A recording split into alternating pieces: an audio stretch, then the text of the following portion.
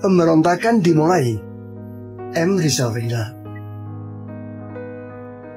Jokowi adalah penyandera, penjajah, dan penjahat.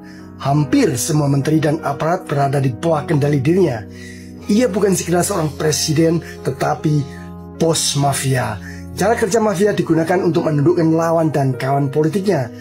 Jokowi bukan profil negarawan, tetapi penipu, pembohong, dan dajjal munafikun.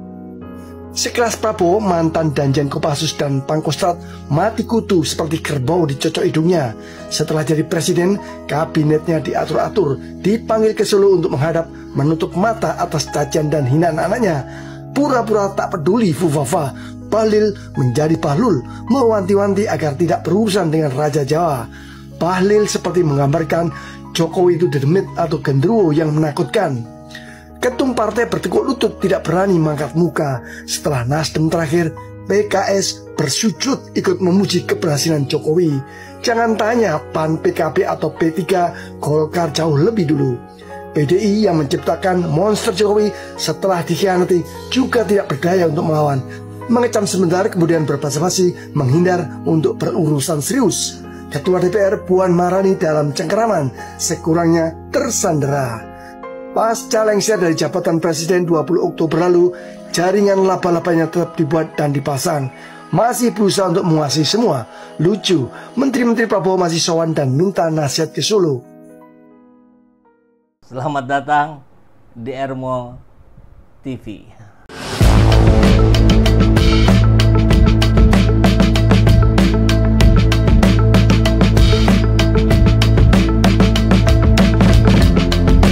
Bersama saya, Saiful Zaman, kebaikan yang terorganisir akan selalu mengalahkan kejahatan.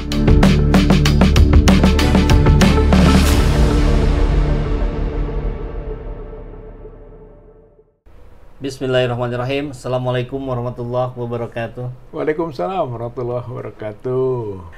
Ini ada tulisan menarik Pak Rizal dari ermol.id. Oh, ini iya. Judulnya Jokowi seperti Don Vito Corleone, Godfather katanya. Ini menarik menurut saya untuk didiskusikan sore hari ini sambil ngabuburit.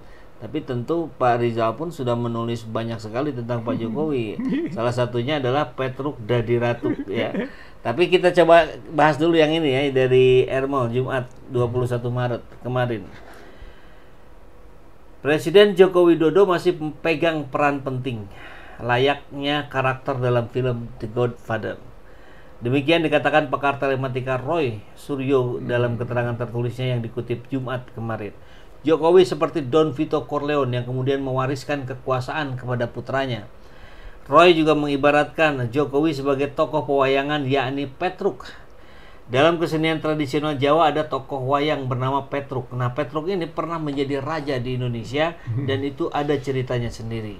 Roy menjelaskan mengenai lebih lanjut tentang karakter Petruk yang dalam pewayangan pernah menjadi raja dengan gelar Prabu Kantong Bolong.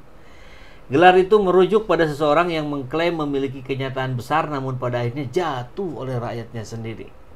Petruk pernah jadi raja dengan nama Prabu Kantong Bolong yang pernah bilang di kantong kanan saya ada 11.000 triliun, di kantong kiri saya juga ada 11.000 triliun, tapi karena kantongnya bolong akhirnya jatuh juga. Nah, ini pandangan Roy Suryo yang juga seringkali bersama-sama dengan Pak Rizal Fadila ya dalam berbagai forum.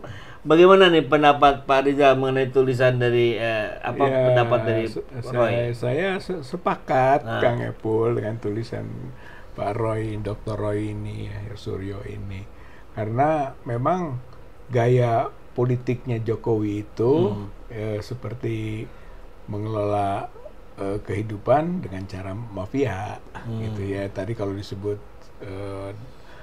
Don Vito Corleone ya gitu, Godfather. Dia menempatkan diri sebagai Godfather gitu, yang dengan jaringan-jaringannya, termasuk nepotismenya, karena ciri-ciri dari mafianya Corleone ini, keluarga gitu. Jadi dia punya anak-anak yang juga nanti menjadi penerus gitu ya, seperti yang persis lah ya gitu. Corleone itu ininya penampilannya apa seperti Pak Jokowi yang apa Ndeso apa gitu? Sebenarnya enggak juga. Enggak. Dia mah rada necis lah. Oke. Marlon Brando, itu Don Vito de Corleone itu kan diperankan oleh Marlon Brando lah, kurang lebih begitu lah. Iya, Sebagai, cuman ya dingin wajahnya gitu ya. Jadi kalau dari sisi itu mungkin ada hal yang sama. Ada kemiripan. Ada kemiripan. Dingin. Ya dingin ya kejam kan gitu.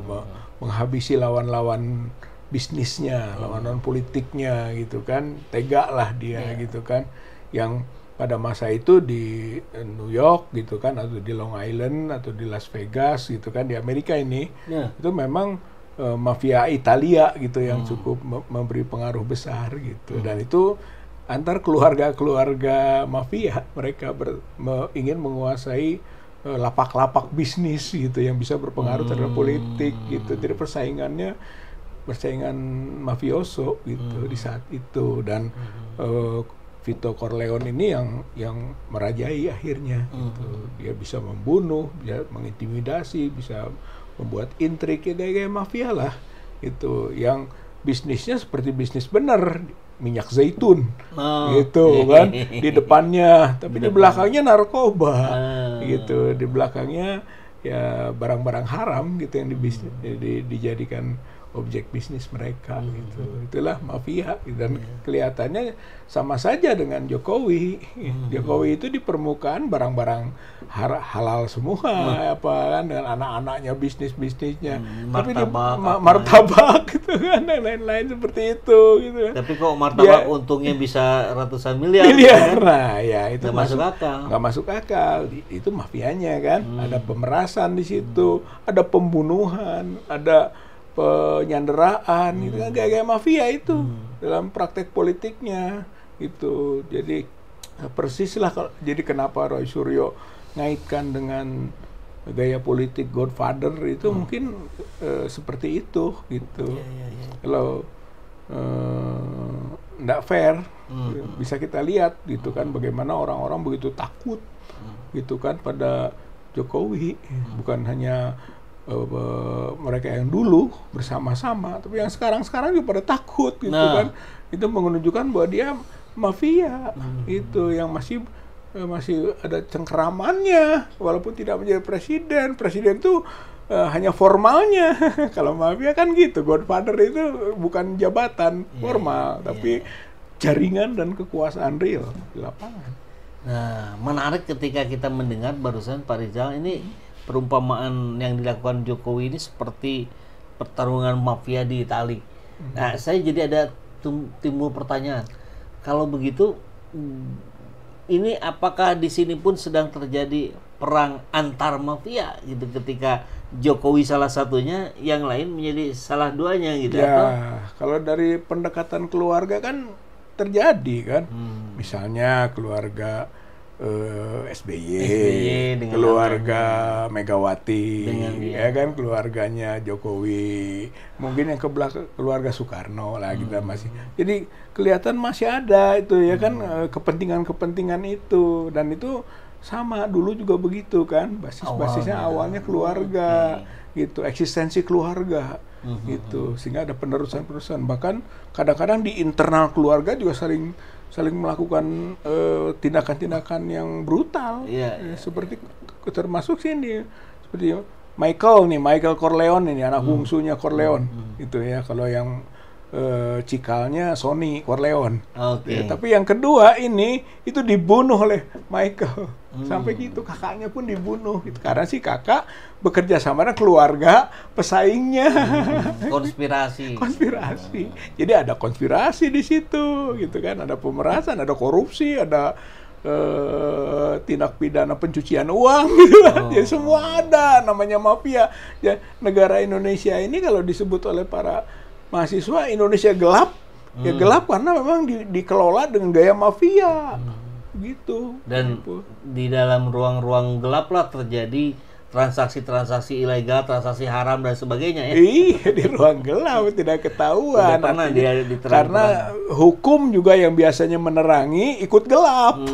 Masuk dalam program penggelapan. Gitu.